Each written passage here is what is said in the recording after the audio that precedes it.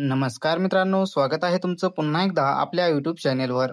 तर मित्रांनो, आज आपण या व्हिडिओमधून महावितरणची डिमांड पावती ऑनलाईन पद्धतीने फक्त 2 मिनिटात घरबसल्या तुमच्या मोबाईलमधूनच कशी काढता येते ते पाहणार आहोत.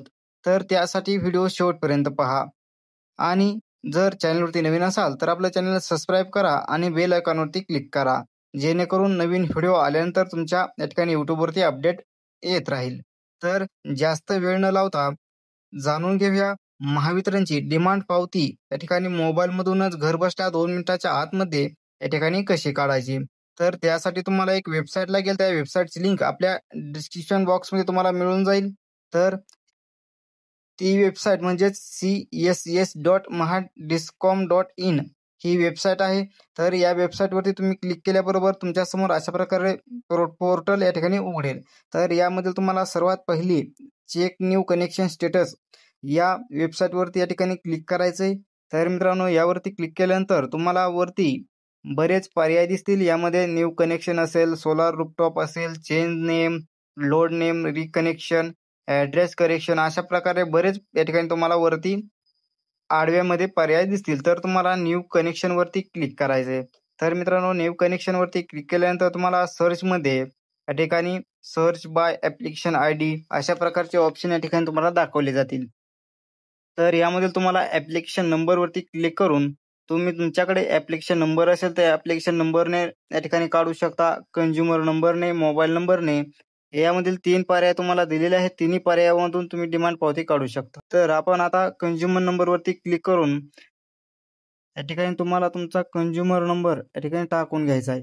त्यानंतर तुम्हाला खाली जो चॅप्टा दिलेला आहे तो व्यवस्थित पूर्ण आहे तसा या ठिकाणी भरून घ्या. तर या ठिकाणी चॅप्टा भरून घेतल्यानंतर मित्रांनो, तुम्हाला खाली generate OTP on your register mobile number आणि पुढे क्लिक हेअर अशा प्रकारे कंसात दिलेले आहे. तर तुम्हाला क्लिक हेअरवरती क्लिक करायचे.